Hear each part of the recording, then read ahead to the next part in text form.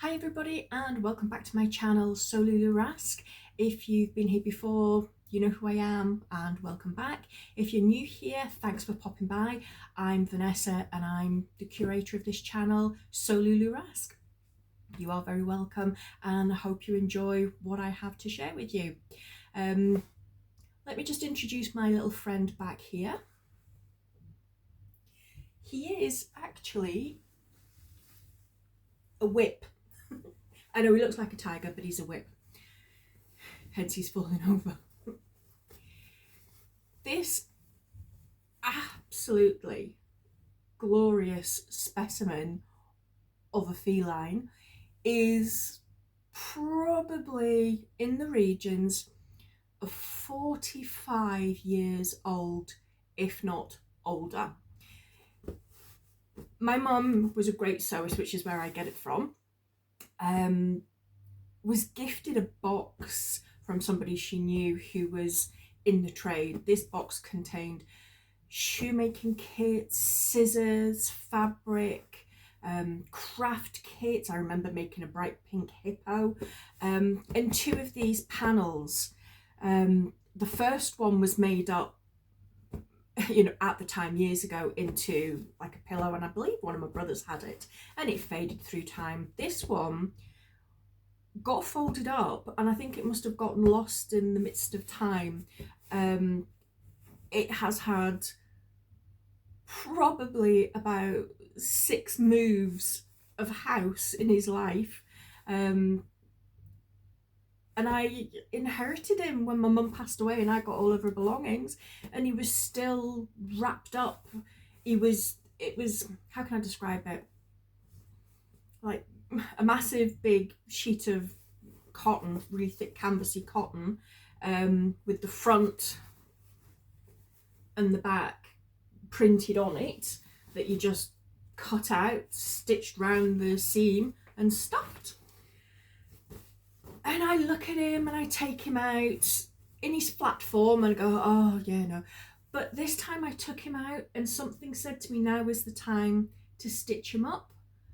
So I cut him out and I stitched him up, and I'm just bit by bit filling him with a little bit of scraps. He's got like sweatshirting fabric in at the moment, so he's getting a little bit bulkier, but I want to get some proper toy filling to make him into a really nice big cozy cushion.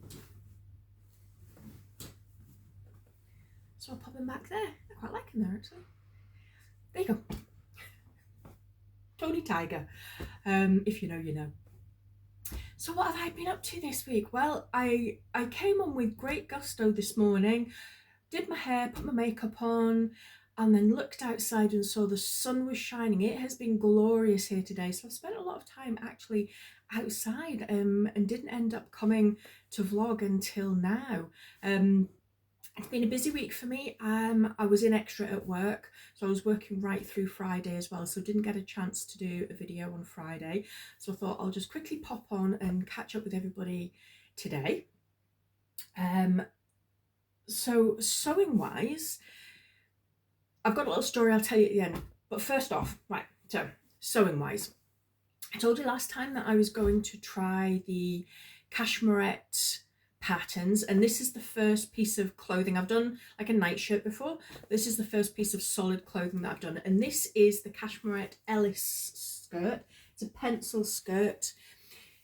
Now I'm going to pop a picture in because I wore this for work on Friday. Yeah, Friday. So I'll pop a picture in here because I did a little take at work. But what I'll also do is show you the before and after, because last year sometime I made the Peppermint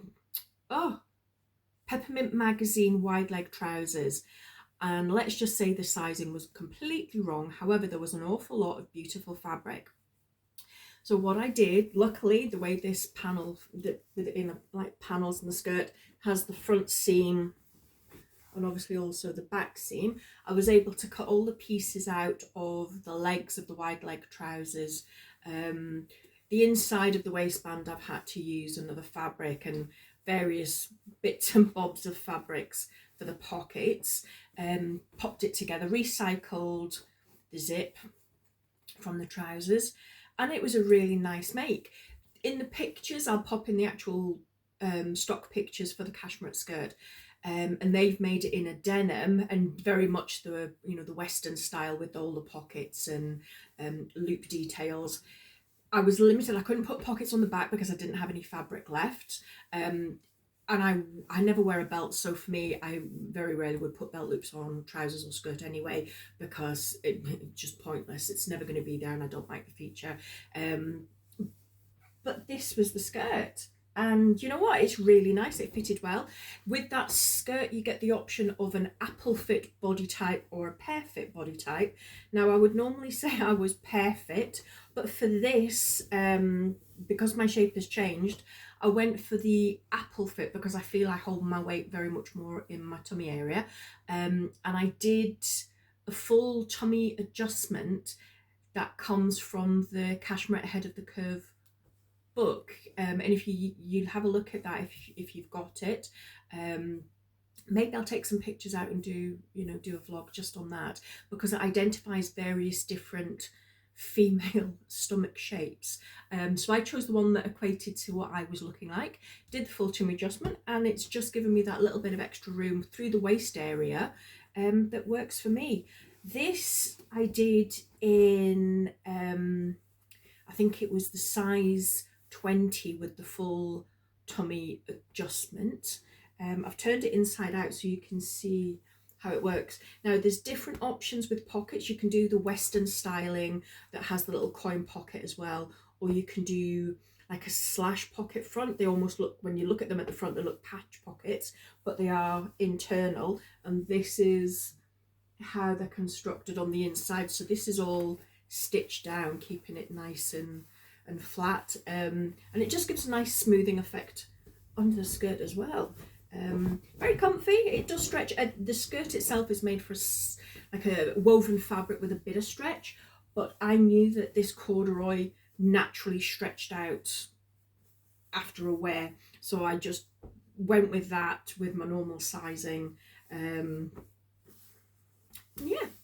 so that was a make that I did this week, as well as Tony Tiger behind me. The only other thing sewing wise, other than the pattern test, but obviously I can't show you that just yet, I have started on toiling. Now, I never toile anything. To me, it's like, if I'm going to make a toile, it's because I'm going to make it in cheap fabric I'm not going to wear, but to me that just seems like a waste. So I'm always going to make something that I have to wear, and if it needs altering, then I'll do it as I go along. But this one, because I'm not accustomed to using big full patterns, this one I thought, do you know what, make kind of like a wearable toile, but kind of with the thought that I am actually going to wear this properly. I showed you it last week. It's the McCall's 8553, and it's a very similar styling to the very popular fabric godmother Aspen dress. I just felt this one was a little bit more fitted for what I was looking for, a little bit more feminine almost. So anyway, yeah, started working on this one. Now, a lot of people have said to me, big four always come up big. So I took my body measurements, which give or take put me into their size 24, which I was a bit surprised at, but then you know what, every manufacturer has a different range of measurements that they put into a size category, so I don't really worry myself on that too much. I looked at the finished garment measurements on the pattern pieces to see the ease, and I kind of felt as how it was weighing up in in black and white, I needed to go for their size 24. So cut it out and started just pinning it together to see how it looked. Well, on the first pin on, straight away I knew that this was going to be oversized on me. So I've kept it at the size 24. But what I did whilst I was fitting was realise that the side, pretty much actually just the side, needed to come in. It has a 1.5 centimetre seam allowance, and where I've pinned it, is coming out. I've written it down actually so I don't forget it, because I will. Yeah, I've actually taken it in, so on the side seams of the bodice I'm going to be doing a 3.5 centimetre seam allowance that's going to take away that excess at the side, but everything else is going to stay fitted as I liked it to be. So this is the fabric that I've got. It is a very, very soft baby cord. It's actually from Poppy Fabrics. I bought this about a year ago in my little haberdashery. I've mentioned before my little fabric and haberdashery shop, which is local to me, which is now closed down. But as she was, you know, in the process of winding up, all of fabrics were reduced just to go. And I got this, I think I got about 4 or 5 meters of it, because I couldn't decide what to make, so I thought I'd have options. And I think it only cost me maybe about £40 for the, you know, the 5 meters of it. It's got lots of beautiful spring colours in it, and the zip I've chosen, and I will pop a link in at the bottom of this, because I found these zips because of another vlogger, Alison, so like Dotty, hiya. These amazing zips on Amazon that fit these dresses, also fit the bestie bag. You get a packet of 10 for, I think it's like £11.99. They arrived, they're brilliant. I think it's 16-inch zips, and this is the one that I have chosen to go with this dress, which I think works in perfectly. So I've just done the bust darts soldiers. I'm stitching the soldiers together, the shoulders together.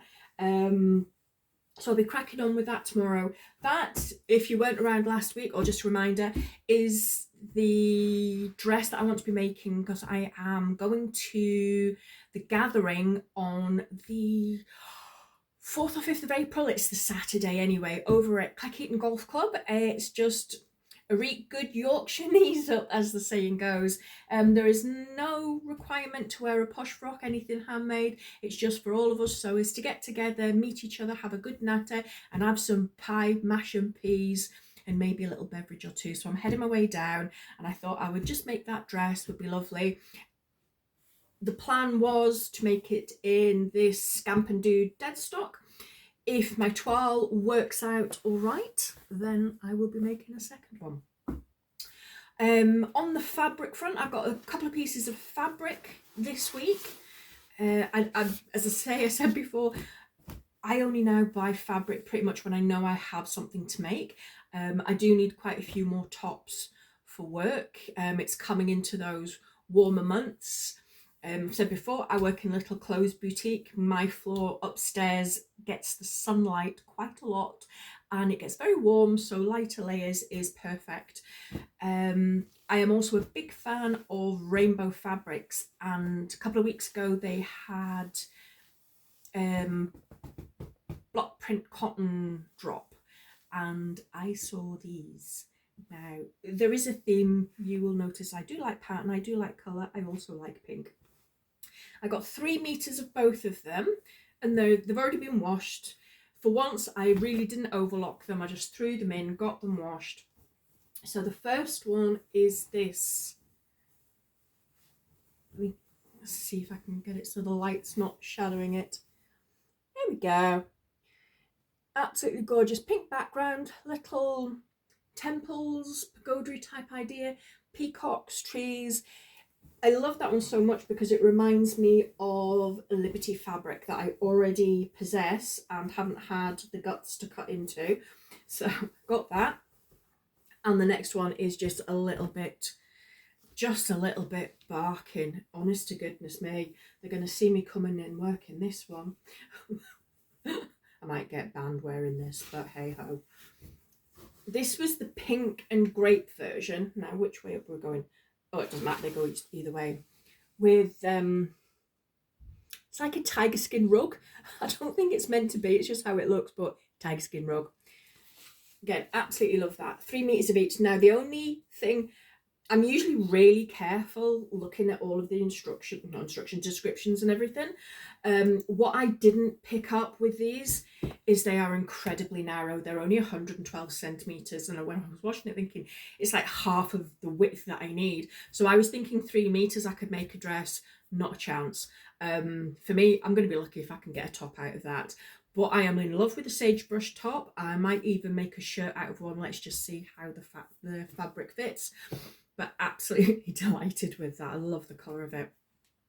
So the only other thing to show you as in what I've received, and this is a gift, and I am honest to goodness, you know, you always think everything nice happens to other people, it never happens to you. Well, oh my goodness me. So you remember my missing sojo, which has put me in touch with so many more of you great sewists. Alison from Sew Like Dottie, and also Jeanette, who was my collaborator for the sagebrush top. Just had the most wonderful time. We got together on video call, we were sewing our tops together.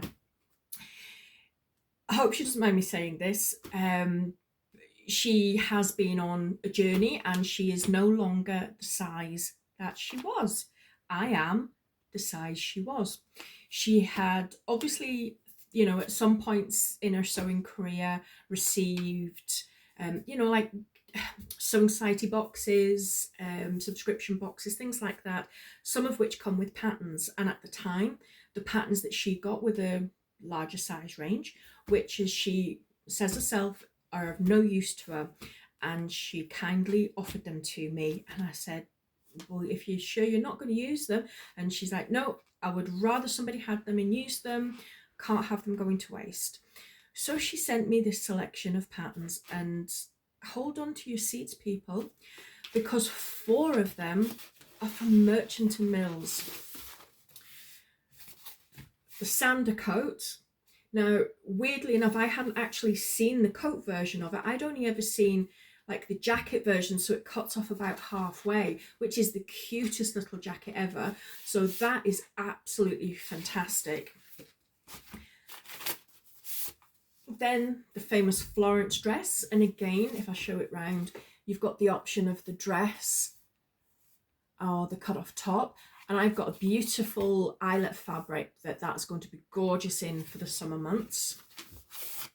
I think this one has to be my favourite, which says a lot about my life, that the Winnie pyjamas are the ones that got me most excited, because I absolutely love my pyjamas. As soon as I come home from work, I'm straight into my pyjamas. So the option here is as this one is showing, for full sleeve, proper traditional pyjamas and full trouser bottoms, or you can also make short sleeve top, short sleeve bottoms. Fantastic. But we're not finished there. There's also, I'm getting caught in my thread, the Edie top. Now this is just an easy wear, throw on top. It's got a little tie detail at the back, cuffed sleeves, nice and drapey, just the epitome of Merchant and Mills simple, easy wear styling. Who doesn't love a jumpsuit? Again, this is the Avid Seamstress jumpsuit, and so nice to see a curvy model wearing it. I have no problems in recreating this. You can also, if I change it round so you can see the back of it, can make it into a dress as well. All of these, and last but not least, because she was saying how different tops that she's worn through time that are absolutely priceless, she also sent me a copy of the Closet Core NYX dress. So I've just printed out the instructions for that, and as you can see, I actually have decided that I am going to make the full-length dress. If you forgive me, I'm just going to rummel around here in my stash. And I think, because I have got 5.5 meters of this, I am going to make it in this fabric here. Now this is a Lady McElroy viscose, and it's called, jungle something. No prizes for guessing why. We've got a zebra print background with leopards and jungle palms. Beautiful and drapey, because I am aware that the Nick's dress has got quite a lot of volume, so I need something light and drapey. I got this on the Lady McElroy stand over at Harrogate back in October, November time. And it was discounted. As I say, it was the whole roll. He said I could take, I'll take the whole piece. I'll find a use for it. And I think I have just found the use for it. And that is everything that I've received, I have sewn. I did make 2 bags, but I can't show you, well, I can show you them, but I'm not going to show you them, because I made a boo-boo. You know when you get so excited about something and then you go, oh, rats. So, if you're not aware, but if you're on my channel, you're a sewist, you follow everybody I do, I know you do, you already know, this month, the month of March, is Sew Frugal month. Hashtag Sew Frugal, run by Ruan, the Yorkshire Sew Girl, and Sam from Frugalissima, is a big event in the sewing calendar. I was so lucky to be accepted to be on the vlogger tour, and my day is coming on Tuesday. It'll be announced by everybody by that point anyway. This is just a sneak peek. So I was getting all my research done, fantastic. Got it all, got my patterns, made up some of the patterns to make sure before I put them out here, you know, that they were good, blah, blah, blah, blah, blah. And then on the 1st of March, Sew Frugal started and the penny dropped. I had decided to do bags, and I did so much work sourcing really nice free bag patterns that were from, you know, really good places, easy to make, maybe didn't need a lot of hardware, were similar to something else that's available on the market right now to sew. And then realise you can't do accessories, it has to be a garment. So I was like, oh. So I'd made these bags, and then I thought, I've got to go back to square one, back to the drawing board. So anyway, not to be deflated, not to feel like I've wasted my time, because I haven't. So on Tuesday, I will be vlogging on a completely different subject matter than my original. So please pop back on Tuesday to find out what it was, which rabbit hole I went down looking for free patterns for you all. But you will be getting later on in that week a second vlog of more free patterns that are not so frugal because they're not allowed to be, but may benefit you, and you'll get a free 5 favourite free bag pattern vlog coming your way as well, so you can stay tuned for that as well. Anyway, been lovely chatting to you. It's a gorgeous Saturday here. It's still nice and warm. I am off to watch the last of the rugby with my husband. It's not quite going the way because we were expecting different teams to win, but anyway, so this is rugby. Whatever you're doing for the rest of the weekend, have a lovely one. Hope you've had lots of sewing, and me and Tony, we're out here. Take care, everybody. Bye.